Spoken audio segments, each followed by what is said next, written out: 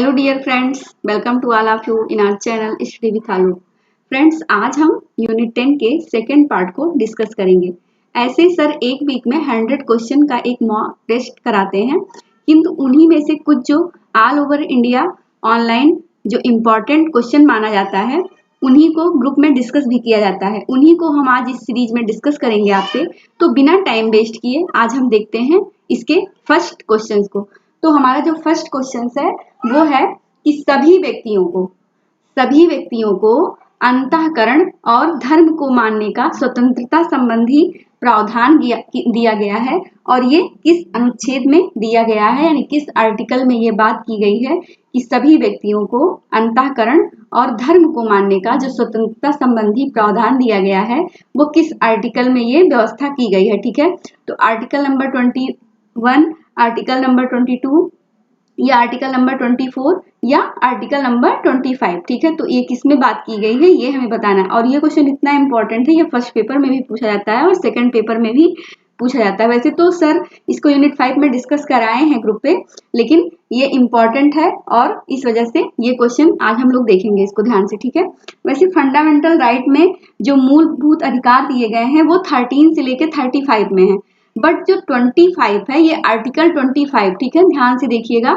Article number 25 से लेके 28 तक, ठीक है, आर्टिकल नंबर 25 से 28 तक ये धार्मिक रूप से ये विशेष इसमें धर्म को महत्व दिया गया है 25 से 28 तक। ठीक है, तो ये जो इसका जो राइट आंसर होगा वो होगा ऑप्शन डी कि सभी व्यक्तियों को अंतःकरण और धर्म को जो मानने का स्वतंत्रता संबंधी प्रावधान है वो किस आर्टिकल में है, तो इसलिए ये हो जाएगा आर्टिकल नंबर 25। ठीक है, तो ऑप्शन डी हमारा करेक्ट आंसर हो जाएगा।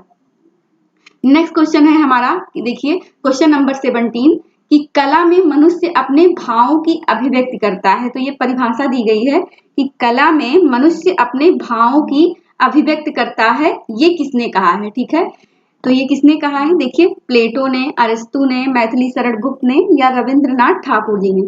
तो इसका जो राइट आंसर होगा वो होगा ऑप्शन डी, यानी ये जो परिभाषा दी है ये किसने दी है, रविंद्रनाथ ठाकुर ने। क्वेश्चन नंबर 23 देखिए मोस्ट इंपॉर्टेंट है, यहाँ पे बुक दी गई है और हमें इसको देखना है कि कौन सी बुक इसमें सही नहीं है। ठीक है, तो फोकवेज बुक किसकी है, ये WG समनर की बुक है, मोस्ट इंपॉर्टेंट है, कई बार एग्जामिनेशन में पूछी गई है। ठीक है, तो इसको ध्यान रखेंगे हम लोग। मैन एंड हिज वर्क किसकी बुक है, ये हर्शकोविट्ज की बुक है। ठीक है, तो ये भी राइट हो गई। प्रिमिटिव कल्चर मैंने कल वाले पार्ट में बताया था, इसको संस्कृत से संबंधित बुक है प्रिमिटिव कल्चर, और ये किसकी बुक है, टायलर की। ठीक है, ये भी एग्जामिनेशन में पूछी गई, यानी Folkways, man and his work, primitive culture, ये सारी बुकें क्या है, पहले भी एग्जामिनेशन में कई बार पूछी गई है। ठीक है, देखिए जो हमारा चौथी बुक है ये है माइंड इन सोसाइटी बुक के सामने दिया गया है मैन हिम। तो आप इसको देखिएगा ध्यान से, और कुछ लोग कहते हैं कि मैम हमें आंसर देने का थोड़ा सा टाइम दिया करिए। ठीक है, तो आप गेस करिए कि माइंड इन सोसाइटी बुक किसकी है। ठीक है, चौथी बुक है माइंड सेल्फ एंड सोसाइटी। तो माइंड सेल्फ एंड सोसाइटी ये किसकी बुक है, ये है मीड की। ठीक है, तो माइंड सेल्फ एंड सोसाइटी ये मीड की बुक है, और ये भी कई बार नेट एग्जामिनेशन में PGT में कई बार ये बुक पूछी गई। ये सारी बुकें बहुत ही इंपॉर्टेंट है, तो आप इसको लर्न कर लीजिएगा। अब आइए देखते हैं कि कौन सी बुक सही सुमेलित नहीं है। तो देखिए मैंने बताया फोकवेज WG समनर की बुक हो गई, और मैन एंड हिज वर्क हर्शकोविट्ज की हो गई, प्रिमिटिव कल्चर टायलर की बुक हो गई, माइंड सेल्फ एंड सोसाइटी ये बुक हो गई मीड की। अब कौन सी गलत है ये तो आपको पता ही चल गया होगा कि ऑप्शन डी हमारा राइट आंसर होगा, यानी माइंड इन सोसाइटी ये बुक किसकी है, ये मैन हीम की नहीं है। ठीक है, ये किसकी है, मैन हीम की ये बुक नहीं है। ये बुक किसकी है, ये है पैरेटो की। ठीक है, किसकी बुक है, पैरेटो की ये बुक है। तो ऑप्शन जो है डी हमारा राइट आंसर हो जाएगा। और mind in society book Pareto की हो गई, तो मैनहीम की बुक, क्यों यहाँ पे ऐसा कंफ्यूजन हमें हो रहा है, क्यों ये ऐसा क्वेश्चन बनाया गया है कि यहाँ पे कंफ्यूजन हो। तो मैनहीम ने एक बुक लिखी थी कि मैन एंड सोसाइटी। ठीक है, मैन एंड सोसाइटी बुक लिखी थी किसने, मैनहीम ने, मैन एंड सोसाइटी ये बुक किसकी है, ये है मैनहीम की बुक। तो इसलिए यहाँ पे कंफ्यूजन हुआ। माइंड इन सोसाइटी पेरेटो की हो गई, और माइंड मैन एंड सोसाइटी ये हो गई किसकी, ये हो गई मैनहीम की बुक। तो आप ध्यान रखिएगा, ये भी बुक एग्जामिनेशन में आई हुई है, ठीक है। आई होप आपको लर्न हो गया होगा। चलिए अपने अगले क्वेश्चन को देखते हैं। क्वेश्चन नंबर 27 को हम समझेंगे। औपचारिक शिक्षा की मुख्य एजेंसी है। यहाँ पे दो प्रकार की एजुकेशन की बात होती है, एक होता है औपचारिक और एक होता है अनौपचारिक। बड़ा कंफ्यूजन होता है, फर्स्ट पेपर में भी ये क्वेश्चन आता है और सेकंड पेपर में भी पूछा जाता है, ठीक है। तो इसको हम ध्यान से समझेंगे कि औपचारिक शिक्षा की जो मुख्य एजेंसी है वो क्या है। तो औपचारिक जो शिक्षा है, ठीक है, उसमें क्या होता है, विद्यालय, ठीक है। अब ऑप्शन में देखेंगे, राज्य है, धर्म है, परिवार है और विद्यालय है, ठीक है। तो विद्यालय जो है ये क्या है, ये औपचारिक शिक्षा की जो है ये क्या है, मुख्य एजेंसी है, ठीक है। लेकिन राज्य, धर्म, परिवार, परिवार क्या है, ये अनौपचारिक शिक्षा की मुख्य एजेंसी है, ठीक है। तो औपचारिक शिक्षा की जब बात होगी तो यहाँ पे जो हमारा राइट आंसर होगा वो होगा ऑप्शन डी, ठीक है। तो अब इसमें कंफ्यूजन नहीं करना है, ठीक है। ऑप्शन डी हमारा राइट आंसर हो जाएगा। चलिए अपने अगले क्वेश्चन को देखेंगे। क्वेश्चन नंबर 47 को देखेंगे कि कौन सा कथन सही नहीं है।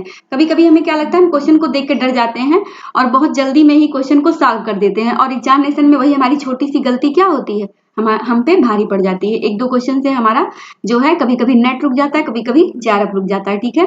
तो आइए देखते हैं कि अब हमें ये गलती नहीं करनी है। आइए इस क्वेश्चन को हम ध्यान से देखेंगे कि शिक्षा जन्म से मृत्यु तक चलने वाली प्रक्रिया है। कथन दिया गया है, इसमें कौन सा सही वाक्य नहीं है, ठीक है। तो बहुत ध्यान से देखिएगा कि शिक्षा जो है ये जन्म से मृत्यु तक चलने वाली प्रक्रिया है, ठीक है। जैसे कभी कभी पूछा नहीं जाता कि समाजीकरण क्या है। समाजीकरण जो मनुष्य होता है ये जन्म से लेकर मृत्यु तक व्यक्ति सीखता ही रहता है कुछ ना कुछ, ठीक है। तो यानी जो शिक्षा भी है ये क्या है, शिक्षा भी जन्म से मृत्यु तक चलने वाली प्रक्रिया है। तो यानी ये क्या हो गया, ये एकदम सही हो गया। शिक्षा जो है क्या है, परिवर्तन में सहायक है, बिल्कुल। जब आदमी जब क्या होता है, जब सीखता है, शिक्षा लेता है, तो क्या होता है, उसके अंदर बहुत सारी चेंजिंग आती है, वो उसका डेवलपमेंट होता है, ठीक है। तो शिक्षा परिवर्तन में सहायक है। शिक्षा समाजीकरण की अनावश्यक संस्था है। अब देखिए जरा सा वर्ड चेंज हुआ, अनावश्यक और आवश्यक, ठीक है। तो हम कभी कभी ध्यान नहीं देते हैं और उसको भी सही मान लेते हैं। तो शिक्षा जो है समाजीकरण की क्या है, अनावश्यक संस्था है। तो ये यानी ये सही नहीं है, ठीक है। तो ऑप्शन सी हमारा राइट आंसर हो जाएगा कि शिक्षा समाजीकरण की अनावश्यक संस्था नहीं है, बल्कि क्या है, एक आवश्यक संस्था है, ठीक है। शिक्षा व्यक्तित्व का निर्माण करती है, तो बिल्कुल सही बात है। जो एजुकेशन होती है क्या करती है, पर्सनालिटी में डेवलपमेंट लाती है किसी भी व्यक्ति के, ठीक है। तो शिक्षा व्यक्तित्व का निर्माण करती है, तो ऑप्शन डी भी हमारा करेक्ट है, यानी ऑप्शन सी हमारा क्या होगा, इसका राइट आंसर हो जाएगा कि शिक्षा समाजीकरण की अनावश्यक संस्था नहीं है, बल्कि क्या है, आवश्यक संस्था है, ठीक है। चलिए अपने अगले क्वेश्चन को देखते हैं। क्वेश्चन नंबर 49 को देखेंगे। यूनिट 10 में कला और सौंदर्य बोध को लेकर के बात की गई है, ठीक है। तो उस पे क्वेश्चन बनाया गया है कि कौन सा कथन सही नहीं है। तो कला में क्या होती है, कौशलता पाई जाती है, ठीक है। कला में क्या होती है, कौशलता पाई जाती है, ठीक है। तो ये सही बात है। कला सौंदर्य बोध का एक उपासक है, तो ये भी सही है। देखिए सी नंबर, कला में रचना का महत्व नहीं है, ठीक है। कला में शारीरिक और मानसिक दोनों कौशलों का विकास होता है, ठीक है। यानी कला में शारीरिक और मानसिक दोनों कौशलों का क्या होता है, डेवलपमेंट होता है। देखिए कला में कौशलता पाई जाती है, बिल्कुल सही है। कला में सौंदर्य बोध का उपासक है, यानी ये भी सही है। कला में रचना का कोई महत्व नहीं है, तो क्या ऐसा है, नहीं, ठीक है। कला में क्या है, रचना का पूरा महत्व है, ठीक है। आदमी के अंदर अगर कोई कला होगी तभी वो कर पाएगा, बिना रचना के, बिना कोई कला के कैसे कोई चीज संपन्न होगी, ठीक है। यानी ये ऑप्शन सी हमारा क्या होगा, यही राइट आंसर होगा, ठीक है।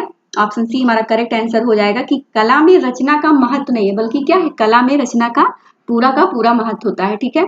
कला में शारीरिक और मानसिक दोनों कौशलों का विकास होता है, तो बिल्कुल सही बात है। कला में शारीरिक और मानसिक दोनों प्रकार से क्या होता है, कौशल का डेवलपमेंट होता है, ठीक है। तो ऑप्शन सी हमारा राइट आंसर हो जाएगा। चलिए अपने अगले क्वेश्चन को देखते हैं। क्वेश्चन नंबर 51 में देखिए परिभाषा दी गई है, और मैंने कल भी बताया था कि इस प्रकार के जो क्वेश्चन टेस्ट सीरीज में बनाए जाते हैं उनका सिर्फ एक ही अप्रोच होता है कि आपको परिभाषाएं जो होती हैं ये लर्न हो जाए। कभी कभी देखिए पीजीटी वगैरह एग्जामिनेशन में जो बहुत सारी परिभाषाएं पूछी जाती हैं, ठीक है, और नेट में भी परिभाषाएं पूछी जाती हैं, तो ये एकदम हमें लर्न होना चाहिए। देखिए यहाँ पे दिया गया है कि सही परिभाषा की पहचान करिए, ठीक है। यानी कौन सी परिभाषा इसमें सही है, हमें ये देखना है। अभी तक क्या था कि एक गलत रहता था, बाकी चीजें सही रहती थी, ठीक है। अब यहाँ पे क्या है कि एक ही सही है और हमें उसे ढूंढना है, ठीक है।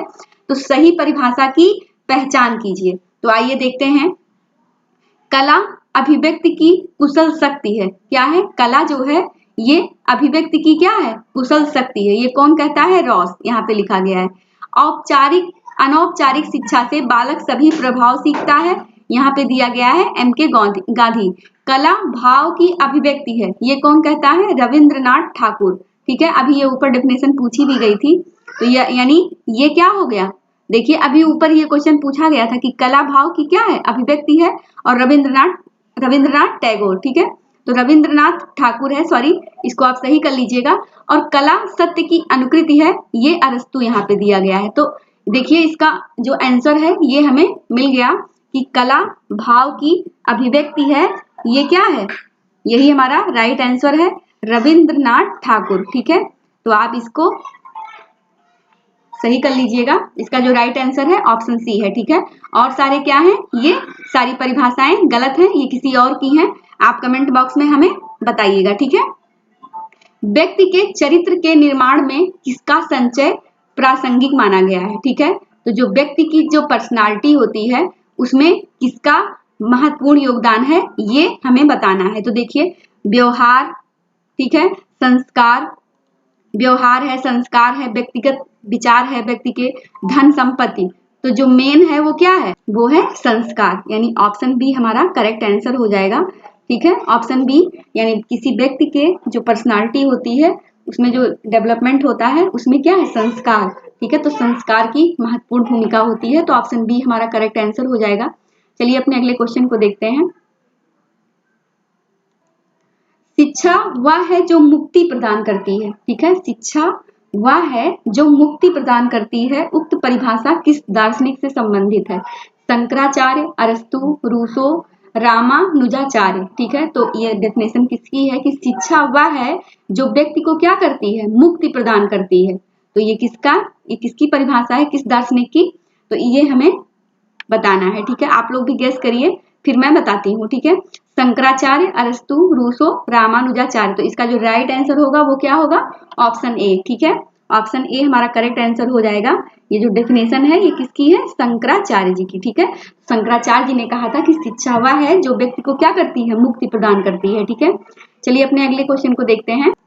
क्वेश्चन नंबर 55, प्रसिद्ध स्वर्ण मंदिर कहाँ स्थित है? अब इस प्रकार के भी क्वेश्चन करंट बेस पे बन रहे हैं। नेट एग्जामिनेशन में आप लोगों ने देखा होगा, जो लोग पहले एग्जामिनेशन दिए होंगे और कुछ लोग नए हैं उनको भी मैं बता दे रही हूँ कि प्रसिद्ध स्वर्ण मंदिर कहाँ स्थित है।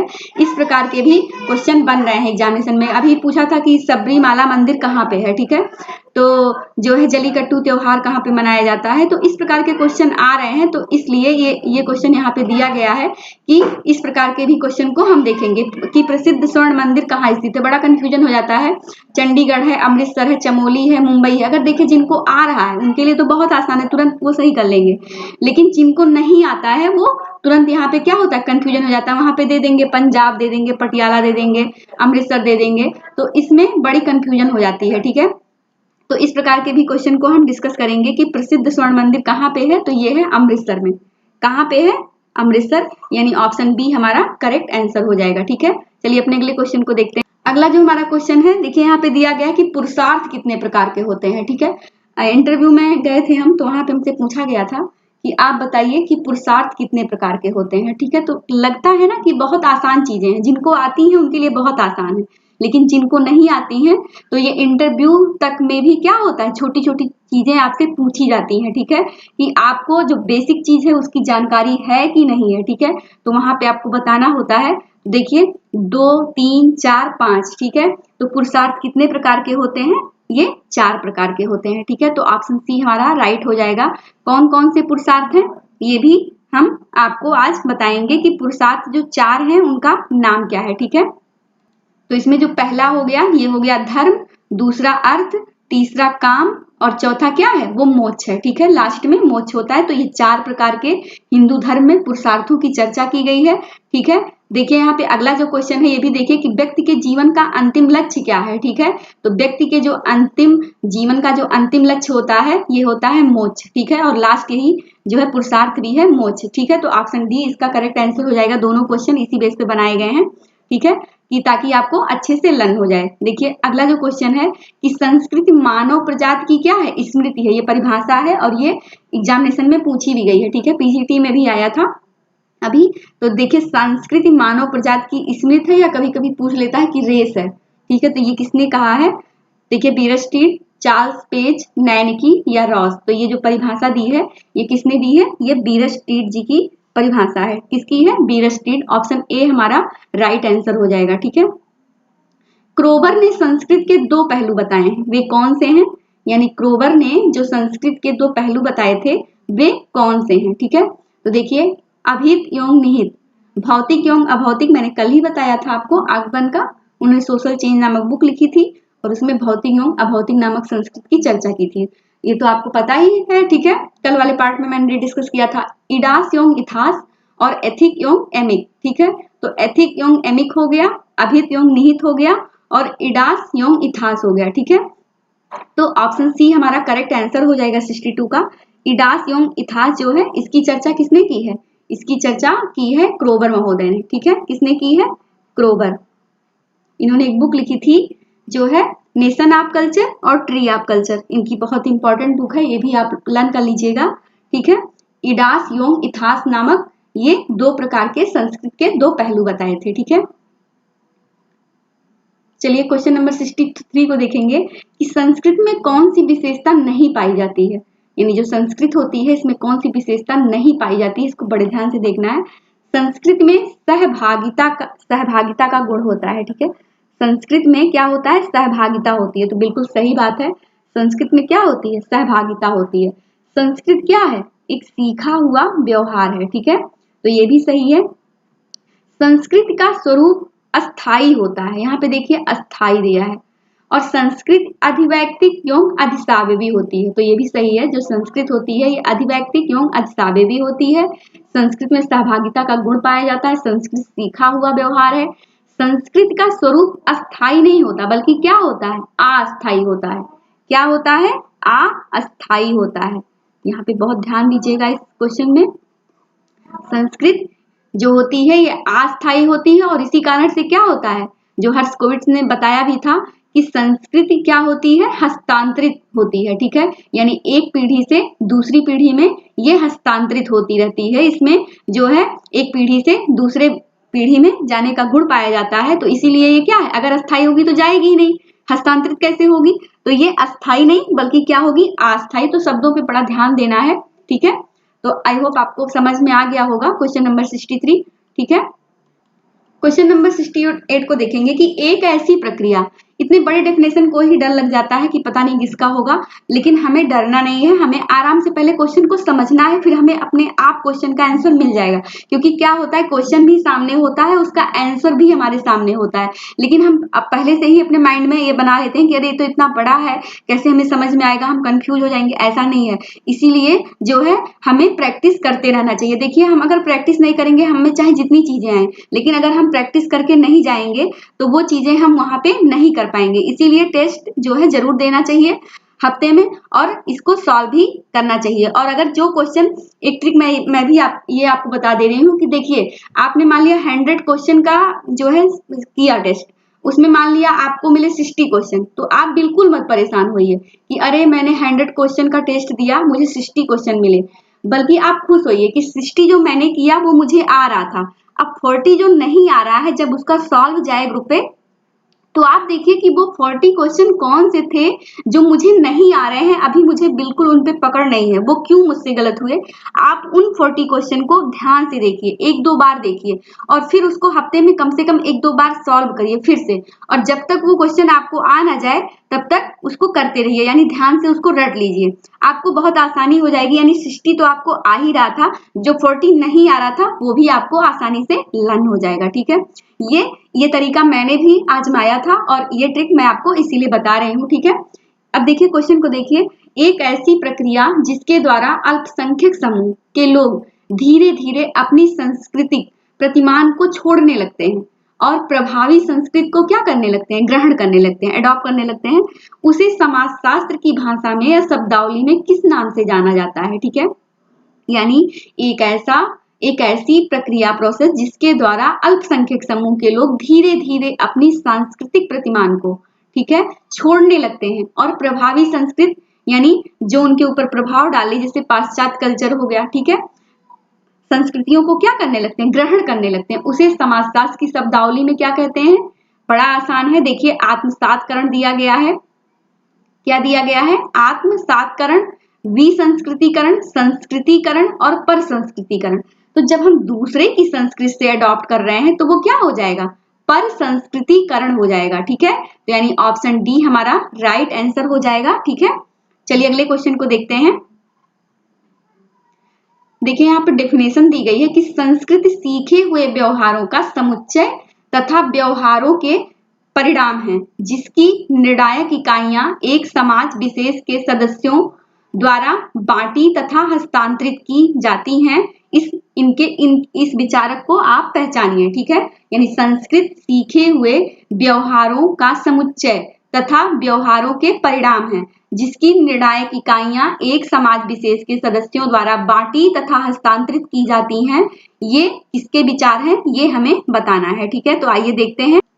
ये देखिए यहाँ पे ऑप्शन दिया गया है, टायलर, पीयरस्ट्रीट, लिंटन या हर्स्कोविट्ज। तो ये जो डेफिनेशन दी है ये किसने दी है, ये दी है लिंटन ने। किसने, लिंटन ने। ऑप्शन सी हमारा करेक्ट आंसर हो जाएगा। ठीक है, चलिए अपने अगले क्वेश्चन को देखते हैं। क्वेश्चन नंबर 74 कि उपरोक्त में से गलत को पहचानिए। ठीक है, तो हमने बताया ना कि करंट बेस पे क्वेश्चन बन रहे हैं और इसके लिए हमें पूरा तैयार रहना पड़ेगा कि किस प्रकार के क्वेश्चन आ सकते हैं। देखिए इसलिए इस क्वेश्चन को डाला गया है। देखिए यहाँ पे नृत्य दिए गए हैं और हमें ये बताना है कि कौन कहाँ से संबंधित है। ठीक है, तो देखिए यहाँ पे दिया गया है, वैसे तो भारतीय कला में कितने प्रकार के नृत्य, शास्त्रीय नृत्य हैं, वो हैं 8। कितने हैं, भारतीय नाट्य कला में कितने शास्त्रीय नृत्य हैं, टोटल 8 हैं। कितने टोटल नृत्य हैं, 8।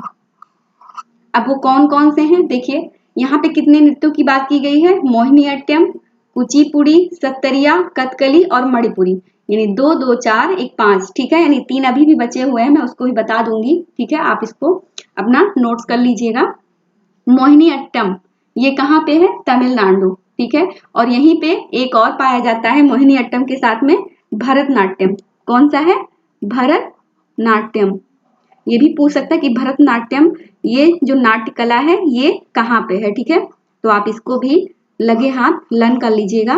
ये कहाँ पे है, तमिलनाडु में। ठीक है, कुचिपुड़ी, कुचिपुड़ी दिया गया है और कुचिपुड़ी कहाँ पे है, कुचिपुड़ी देखिए असम दिया गया है इसके सामने, सत्तरिया असम, कथकली केरल और मणिपुरी मणिपुर। ठीक है, तो देखते हैं हम कुचिपुड़ी, कुचिपुड़ी कहाँ पे है, असम। असम में नहीं है। ठीक है, असम में नहीं है कुचिपुड़ी।